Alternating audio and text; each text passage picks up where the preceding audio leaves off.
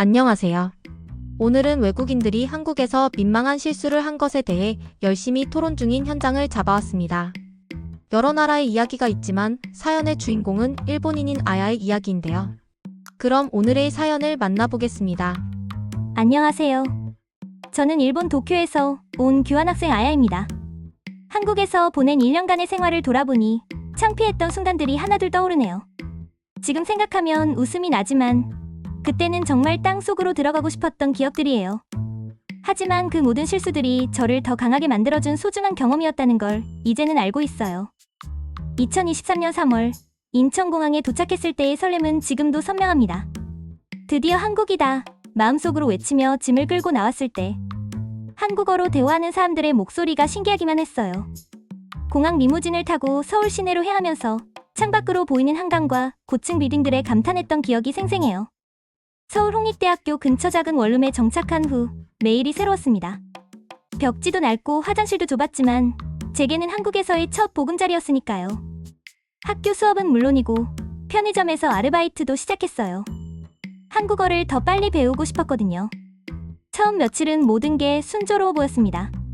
친구들도 사귀고 한국 음식도 맛있고 한국 드라마에서 봤던 그 모든 것들이 현실이 되는 것 같았어요. 그런데 문제는 여기서부터 시작됐어요.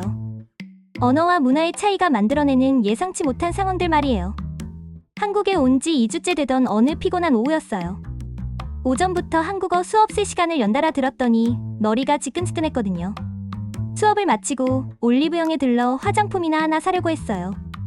일본에 있을 때부터 한국 화장품에 관심이 많았거든요. 매장 안은 형형색색의 화장품들로 가득했어요. 마스크팩도 엄청 많고 일본에서는 비싸게 팔리는 브랜드들이 저렴한 가격에 진열되어 있었어요. 신기해서 이것저것 구경하며 만져보고 있었는데 그때 진열대 구석에 놓인 작은 용기 하나를 발견했습니다. 무료 샘플인가 보다 생각했어요. 일본 화장품 매장에서도 이런 샘플을 많이 봤거든요. 용기에는 한글로 뭔가 써 있었지만 아직 한글을 잘 못 읽던 터라 대충 핸드크림인가 보다 짐작하며 손에 펌핑해서 발랐어요. 그런데 손에 발라진 게 좀 이상했어요. 크림이라기보다는 좀 더 묽은 느낌이었어요. 요즘 한국 화장품이 텍스처가 특이하네 생각하며 손가락으로 비비는 순간 갑자기 손에서 거품이 부글부글 올라오기 시작했어요. 당황한 저는 거품을 닦으려고 손을 흔들었지만 오히려 더 많은 거품이 생겼어요.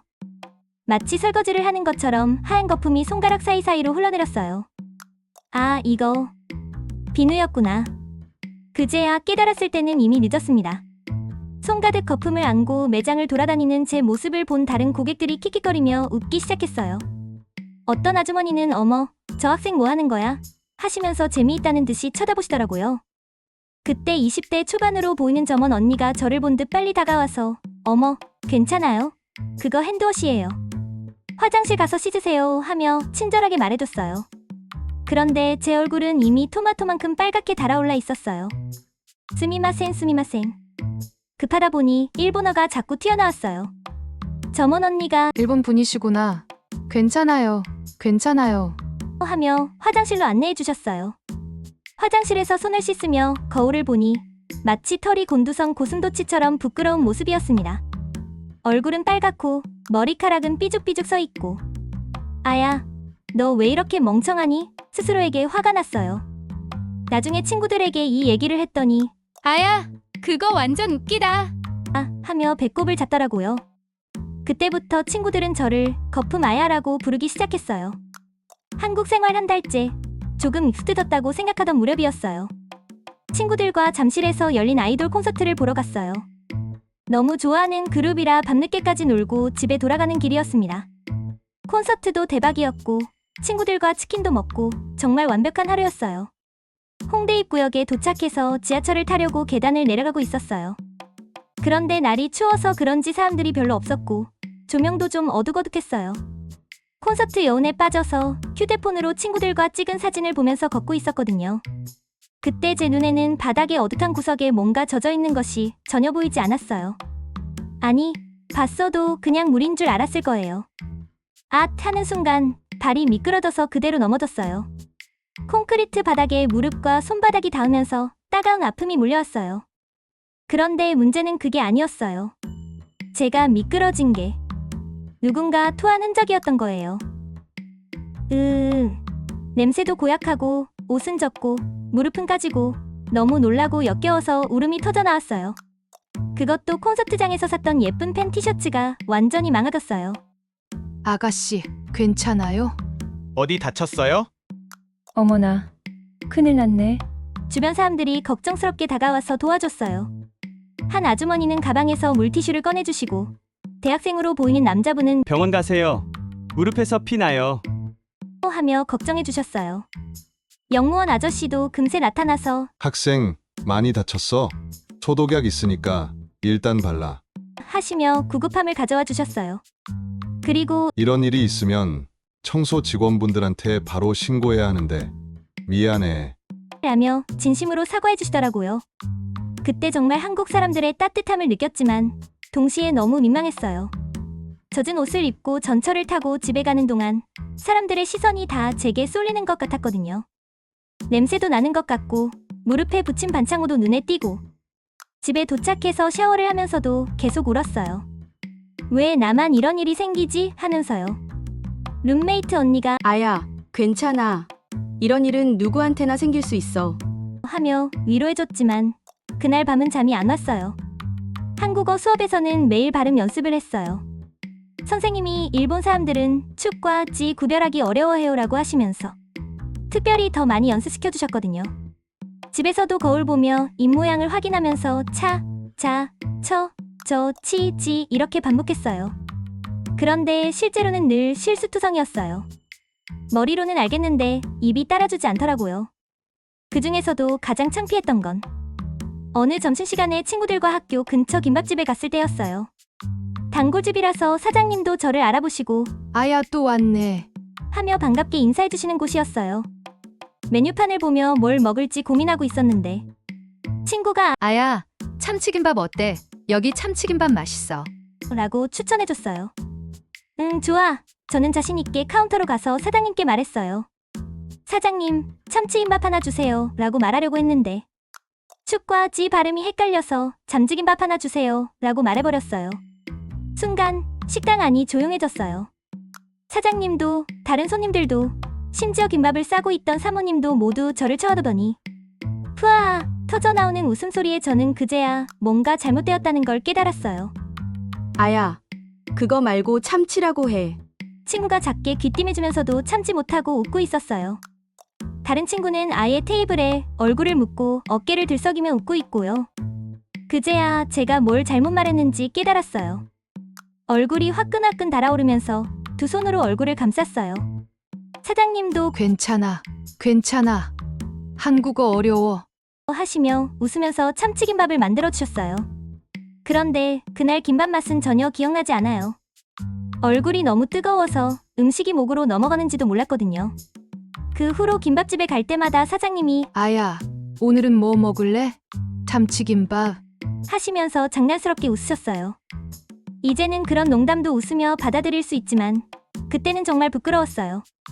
한국 생활 4개월째 어느 정도 자신감이 생겼다고 생각할 때였어요. 주말을 이용해서 대전에 있는 일본인 친구 유키를 만나러 가기로 했어요. 유키는 대전대학교로 교환학생을 왔는데 서로 한국에서 겪은 에피소드를 나누고 싶었거든요. 인터넷으로 KTX표를 미리 예매하고 설레는 마음으로 용산역에 도착했어요. 주말이라 그런지 역사는 여행객들로 북적북적했어요. 커플들, 가족 단위 여행객들, 대학생들 모두 어디론가 떠나는 설렘으로 가득해 보였어요. 이번 열차는 대전, 대구, 부산 방면 KTX입니다. 안내방송을 들으며 지정된 차량으로 향했어요. 좌석을 찾아 앉으니 기분이 정말 좋았어요. 이제 나도 혼자서 KTX를 타고 여행하는구나 뿌듯한 마음이 들었거든요. 그런데 문제가 있었어요. 전날 밤 한국사 과제 때문에 새벽 3시까지 깨어 있었거든요. 조선시대 역사를 한국어로 정리하려니 너무 어려워서 밤늦게까지 끙끙댔어요. 기차가 출발하고 창밖 풍경을 보고 있으니 졸음이 몰려왔어요. 조금만 눈을 붙이자. 대전까지는 1시간 반 정도니까 조금 자도 괜찮을 거야 생각하며 창가에 머리를 기대고 눈을 감았어요. 그게 마지막 기억이었어요. 종착역입니다. 모든 승객께서는 하차해 주세요. 승무원분의 목소리에 깜짝 놀라 눈을 떴어요.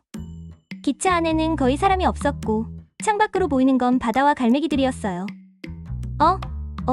당황해서 좌석에서 일어나니 승무원 아주머니가 다가와서 학생, 여기 목포예요. 어디 가시려고 했어요? 라고 물어보시더라고요. 대전요? 대전에서 내리려고 했는데 그때서야 제가 끝까지 와버렸다는 걸 깨달았어요. 한국 지도를 제대로 못 외우던 제가 목포가 어디인지도 몰랐지만 바다가 보이니 굉장히 먼 곳에 와 있다는 건 알 수 있었어요. 아이고, 학생 어쩌나. 그래도 걱정하지 마요. 1시간 후에 서울엔 기차 있으니까 그 기차 타고 대전에서 내리면 돼요. 승무원 아주머니가 친절하게 설명해 주시면서 영무실로 데려가 주셨어요. 영무원 아저씨도 학생, 고생 많겠네. 목포까지 와버렸으니 아예 목포 구경하고 가는 건 어때? 라고 농담도 해주시고 대전행 기차표를 새로 끊어주셨어요. 추가 요금을 내야 하나 걱정했는데 실수한 거니까 괜찮아라고 하시더라고요. 기차를 기다리는 동안 목포역 앞에 나가서 바다를 구경했어요. 일본에서도 바다는 많이 봤지만 한국에서는 또 다른 느낌이었어요. 갈매기들이 날아다니고 어선들이 정박해 있고 이것도 나름 특별한 경험이네 생각하며 사진을 찍었어요. 다시 기차에 올라탈 때는 잠들지 않으려고 계속 책을 읽었어요. 옆자리에 앉은 할머니가 학생, 어디서 와? 하고 말을 걸어주시더라고요. 제가 일본에서 온 교환학생이라고 하니 어머, 멀리서 왔네. 힘들지? 하시면서 가방에서 김밥을 하나 꺼내주셨어요. 할머니가 직접 싼 거야. 먹어봐. 정말 맛있었어요. 그리고 대전에 도착할 때까지 할머니와 이런저런 얘기를 했어요. 한국 전쟁 때 이야기도 해주시고 요즘 젊은이들 이야기도 하시고 할머니 덕분에 긴 기차 여행이 지루하지 않았어요. 4시간 늦게 도착한 대전에서 유키를 만났을 때 아야, 뭐 하느라 이제 와? 연락도 안 되고. 하는 친구 얼굴을 보며 하루 종일의 여행담을 털어놨더니 유키도 배꼽을 잡고 웃더라고요. 아야는 정말 재미있는 일만 생겨. 유키 말이 맞았어요. 왜 제게만 이런 일들이 생기는지 모르겠지만 덕분에 목포도 가보고 할머니도 만나고 나름 뜻밖의 수학이었어요. 한국 생활에 조금 익숙해졌다고 생각했을 때 또 다른 문화적 차이를 경험했어요. 편의점 아르바이트를 시작한 지 2달째 되던 때였어요. 매일 저녁 6시부터 10시까지 근무했는데 한국어 연습도 되고 용돈도 벌고 일석이조였어요. 처음에는 계산기만 찍어도 손님들이 외국인이네 하며 신기해했지만 이제는 간단한 대화도 할 수 있을 정도로 늘었거든요. 어느 날 저녁 20대 후반쯤으로 보이는 잘생긴 남자 손님이 편의점에 들어왔어요. 키도 크고 스타일도 좋고 마치 드라마에 나올 것 같은 비주얼이었어요. 라면과 음료수를 들고 계산대로 왔는데 저는 긴장하면서도 최대한 예의 바르게 계산해드렸어요. 총 4,500원입니다. 봉투 필요하세요? 제가 물어보니 그분이 환하게 웃으시면서 네, 감사합니다. 라고 대답하시는 거예요. 그것도 정말 상냥하게요. 일본에서는 편의점 점원에게 이렇게 친절하게 웃어주는 손님이 별로 없어요. 대부분 필요한 말만 하고 가거든요. 그래서 저는 이 사람 혹시 나한테 관심이 있나 하는 생각이 들기 시작했어요. 또 오세요 라고 했더니 네, 그럴게요. 수고하세요. 하며 더욱 밝게 웃고 가시더라고요. 저는 얼굴이 빨개지면서 가슴이 두근두근했어요. 그 다음 날도 그 손님은 거의 같은 시간에 오셔서 똑같이 친절하게 대해주셨어요. 안녕하세요, 감사합니다, 수고 많으세요. 이런 말들을 정말 상냥하게 해주시니까 저는 점점 더 착각하게 되었어요. 일주일이 지난 어느 날 집에 돌아가서 룸메이트 언니에게 신나서 이야기했어요. 언니, 편의점에 매일 오는 남자분이 있는데 나한테 관심이 있는 것 같아. 정말 친절하게 웃으면서 말하고 매번 수고하세요라고도 해주고 그러자 언니가 어이없다는 표정으로 저를 쳐다보더니 아야, 그건 그냥 한국 사람들이 원래 친절한 거야. 특별한 의미 없어. 손님이 점원한테 인사하는 건 기본 예의거든. 이라고 설명해주는 거예요. 진짜?